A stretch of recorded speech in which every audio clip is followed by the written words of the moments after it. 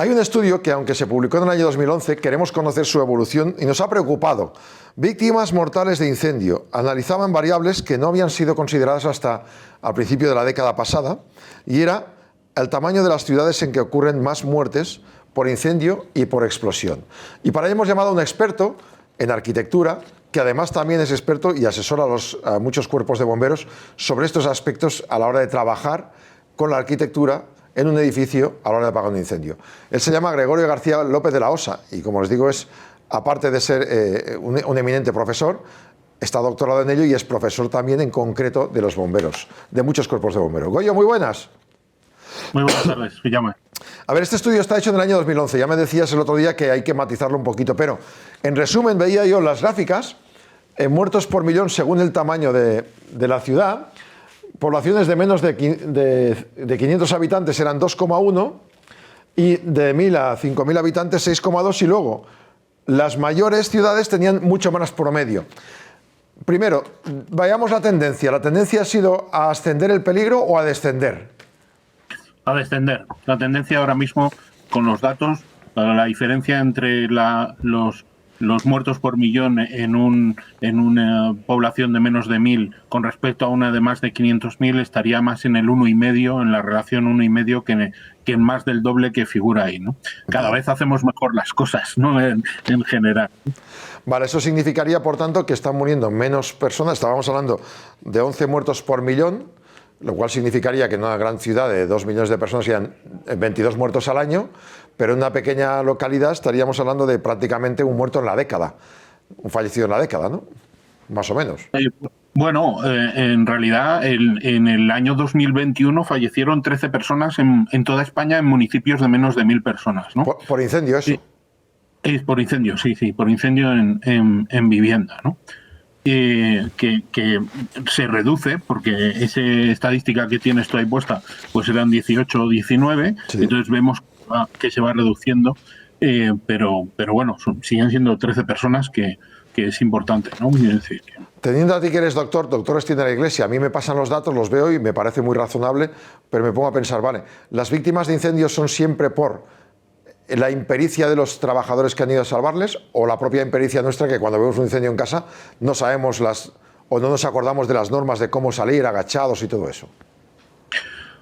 Hombre, yo creo que los bomberos, honestamente, no es que no tengo nada con los bomberos, no soy bombero, pero tienen todo mi respeto. Yo creo que lo hacen muy bien y que procuran hacerlo, tienen la intención siempre de hacerlo lo mejor posible. El ratio suele estar en el torno de los 10 minutos. Lo que pasa es que cuando en un incendio los primeros minutos son muy relevantes, ¿no?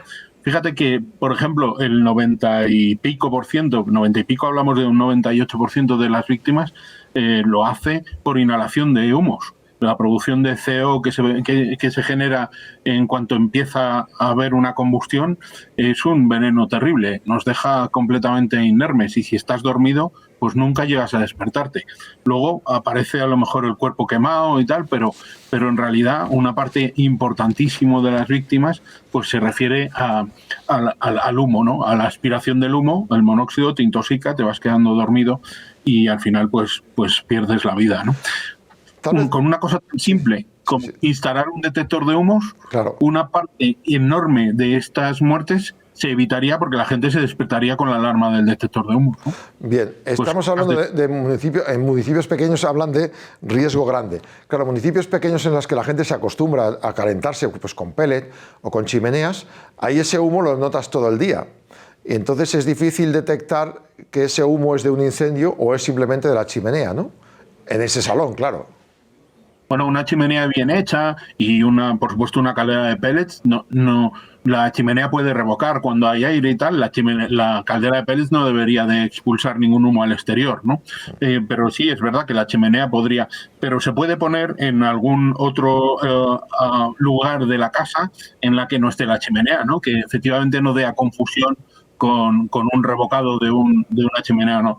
Y podría funcionar, ¿no?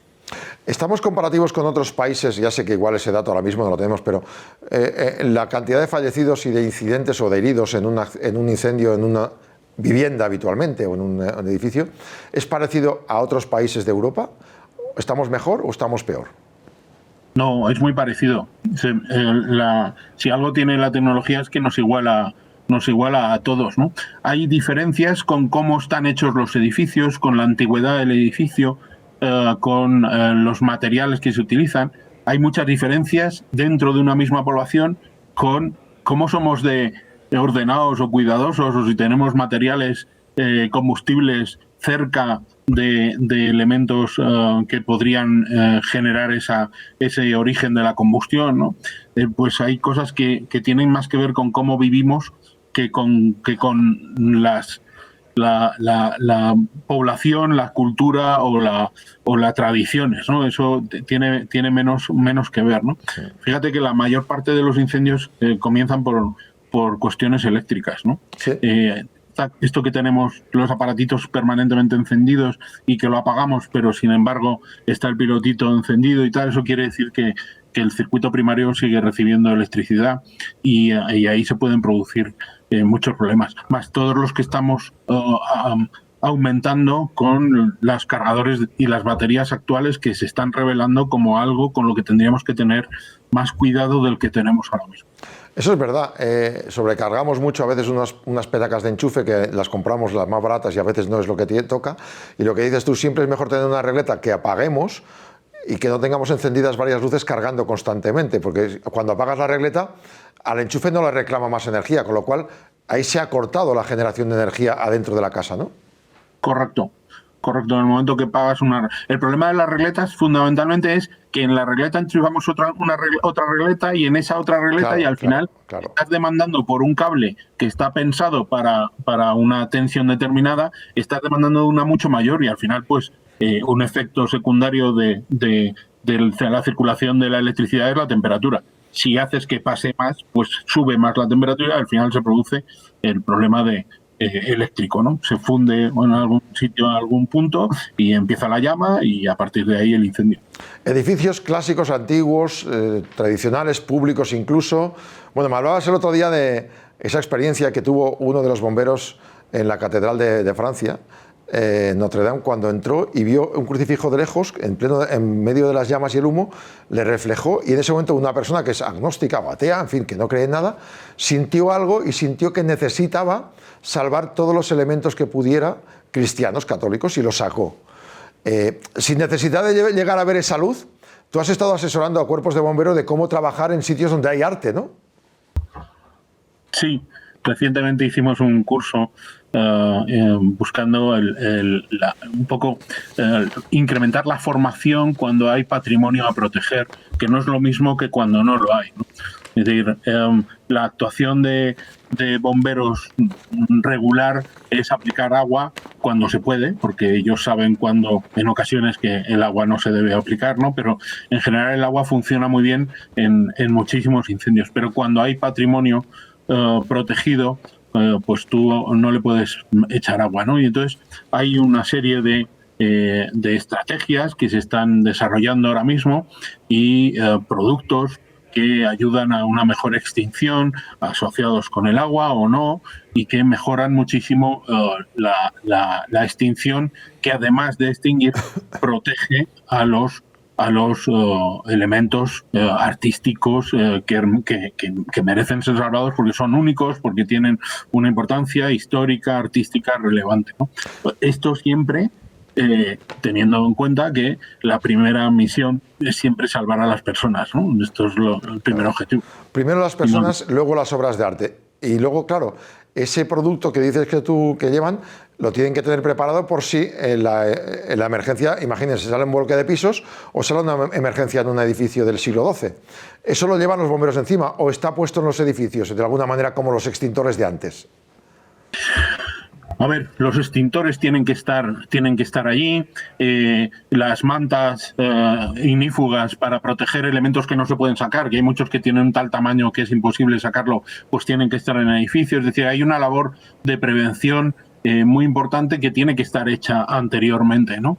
Nosotros, lo que observamos es que tener en cuenta las posibilidades de lo que puede suceder realmente y adelantarse en la medida de lo posible, pues como te decía antes, en lo que ocurre en los primeros momentos de un incendio, pues es fundamental, ¿no? Y hace que el desarrollo sea muy diferente en un sentido u otro. Los productos por los que me preguntan, que de momento están en desarrollo, están ahí con las patentes y buscando pues sacarlos al mercado con la mejor calidad posible, pues los llevarán en un futuro los bomberos en el camión porque se colocan en la lanza o porque llevan determinados sistemas de extinción que los utilizan, ¿no? No será normal que estén en los edificios, pero sí hay muchas cosas que tienen que estar en los edificios y, por ejemplo, pues todas las instalaciones de lucha contra incendios, los detectores, todo esto tiene que estar puesto, ¿no? Lo que pasa es que en edificios patrimoniales es muy complicado instalarlos, ¿no? Porque en un edificio normal pasar una tubería por un muro, llevarla por un sitio que se pueda ver o no, que se pueda tapar o no, pues esto es relativamente sencillo. En un edificio patrimonial tú no puedes meter por en medio de una catedral una roza y meter una tubería para... Esto es impensable, ¿no? Entonces hay que trabajarlo muchísimo más y con más cuidado, con mucho mimo y mucho respeto.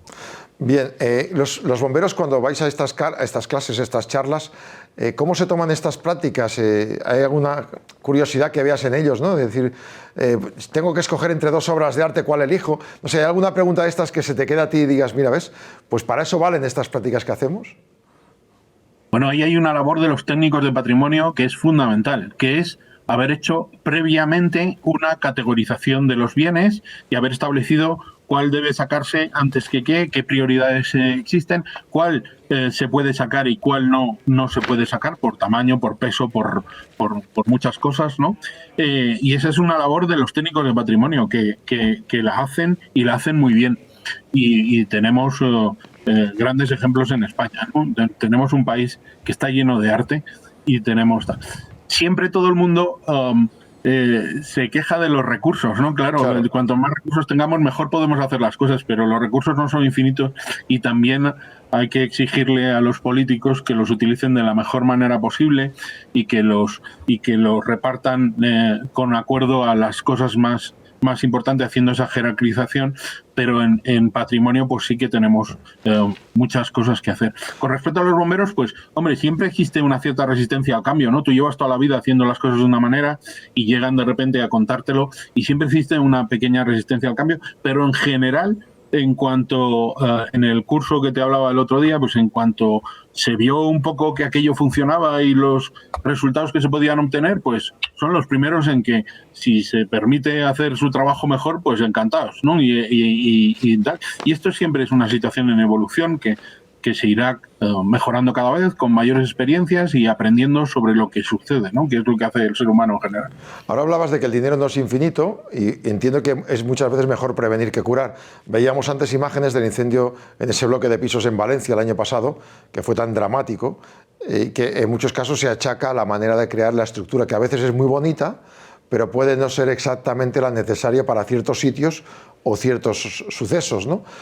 ¿Hay que dar una pensada a esto o ya está todo escrito y es cuestión de que se cumplan las normas que ya están escritas? A ver, las normas también evolucionan, Jaume.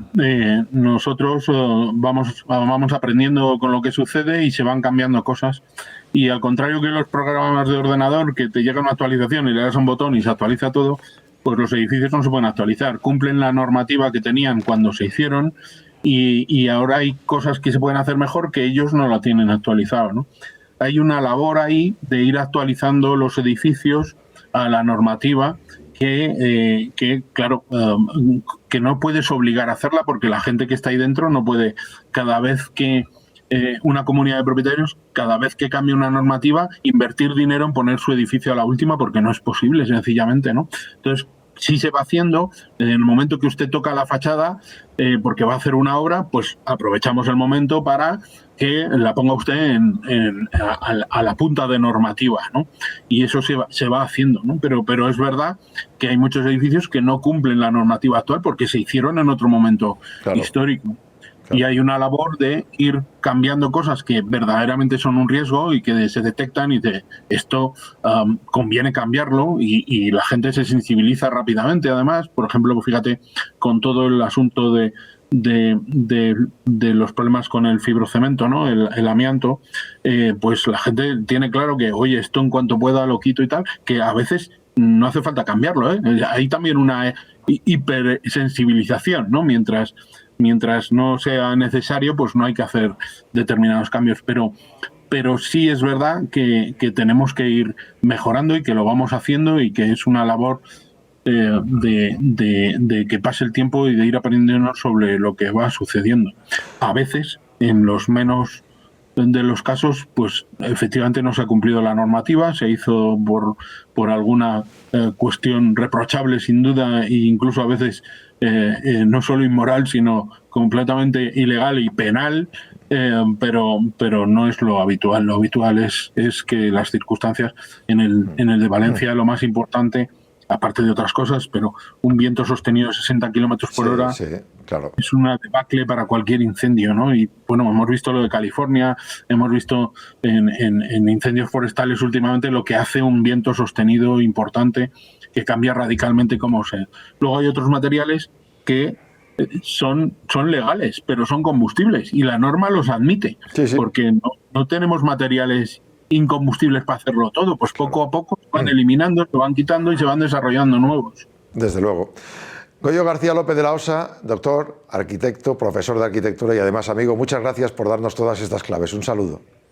Gracias a vosotros, un placer.